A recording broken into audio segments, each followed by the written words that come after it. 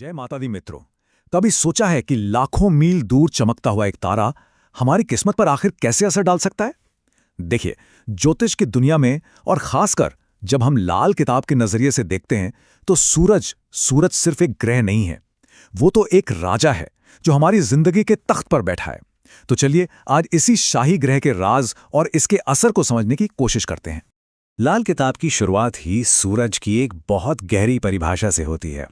ये सिर्फ एक तारा नहीं, बल्कि वो शक्ति है जिससे वजूद तय होता है, जिसकी मौजूदगी का नाम दिन है और जिसकी गैर मौजूदगी वो अंधेरी रात है। मतलब प्रकाश और जीवन से लेकर सच्चाई तक हर चीज का स्रोत यही है। सूरज के असर को समझने का सबसे अच्छा तरीका जानते हैं क्या है? उसे ग्रहों का राजा मानिए, एक ऐसा राजा जो अपनी कुंडली की पूरी रियासत पर हुकूमत करता है। तो इस नजरिए से देखें तो सूरज क्या है? ये हमारी आत्मा की ऊर्जा है, एक शाही अधिकार का निशान, और हमारी असली ताकत और किस्मत की बुनियाद भी यही है। मतलब इंसान के वजूद में जो रूह की हरकत है या दूसरों की मदद करने की जो हिम्मत है ना, वो सब इसी का करिश्मा है। अच्छा, हर राजा की तरह सूरज का भी अपना एक दरबार होता है। इसमें कुछ दोस्त ग्रह हैं जो उसके राज को और मजबूत करते हैं, और हाँ, कुछ दुश्मन ग्रह भी हैं जो उसकी हुकूमत को चुनौती देते हैं। यहां आकर बात ना बहुत दिलचस्प हो जाती है। सूरज की ताकत उसके दोस्तों से बढ़ती है, जैसे कि चंद्र जो हमारे मन का मालिक है, मंगल जो हमारी हिम्मत है, और बृहस्पति जो हमारी किस्मत। और वहीं दूसरी तरफ शनि, राहु और केतु जैसे दुश्मन ग्रह उसकी ताकत के रास्ते में मुश्किलें खड़ी कर सकते हैं। लेकिन एक राजा का प्रभाव सबसे ज्यादा कहाँ होता है? जाहिर सी बात है, उसके सिंहासन पर। और कुंडली में यह सिंहासन है 12 घर, जो जिंदगी के अलग अलग हिस्सों को दिखाते हैं। ये जो दिख रहा है, ये एक कुंडली का नक्शा है जो 12 घरों में बटा हुआ है। हर घर जिंदगी का एक अलग मैदान है, जैसे करियर, रिश्ते या सेहत, जहां सूरज बैठकर अपना हुक्म चलाता है। तो जब राजा अपनी इन मजबूत जगहों पर बैठता है, खासकर पहले घर में, तो वो एक मेहरबान और ताकतवर शासक की तरह काम करता है और पूरी कुंडली को अपनी रोशनी से भर देता है।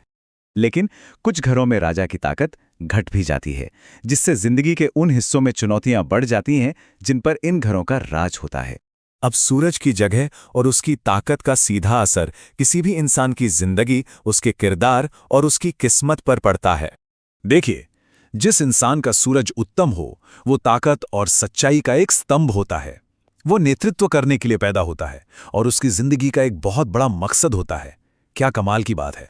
और इसके ठीक उलट एक कमजोर या कह लें कि दुश्मन ग्रहों से घिरा हुआ सूरज जिंदगी में बड़े संघर्ष, पैसों का नुकसान और बड़ी बड़ी ताकतों से रुकावटें पैदा कर सकता है। अब लाल किताब सिर्फ पूजा पाठ नहीं बताती, बल्कि उपाय की एक अनोखी तरकीब देती है। ये एक तरह की शाही कूटनीति है, जिसका मकसद ग्रहों के दरबार में संतुलन को वापस लाना है।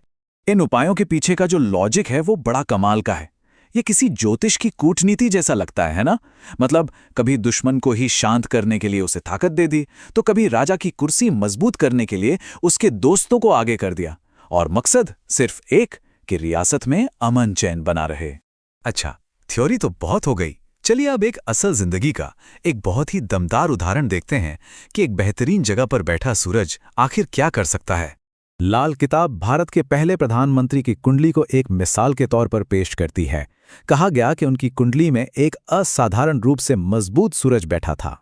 और ये टाइमलाइन देखिए, ये इस बात को शानदार तरीके से दिखाती है। उनका इतना लंबा और निर्विरोध कार्यकाल उनकी इस मजबूत ज्योतिषी स्थिति का नतीजा माना गया है, जो एक मजबूत सूरज के गुणों को दिखाता है: स्थिर, टिकाऊ और अधिकारपूर्ण नेतृत्व। तो कुल मिलाकर बात यह है कि हमें सूरज को सिर्फ एक ग्रह नहीं, बल्कि अपनी निजी शक्ति का केंद्र मानना चाहिए। ये वो रोशनी है जो हमारी किस्मत, हमारे नेतृत्व और हमारी आत्मा के सफर का रास्ता दिखाती है। तो सवाल ये उठता है कि हम अपनी जिंदगी में अपने अंदर के सूरज को और कैसे चमका सकते हैं।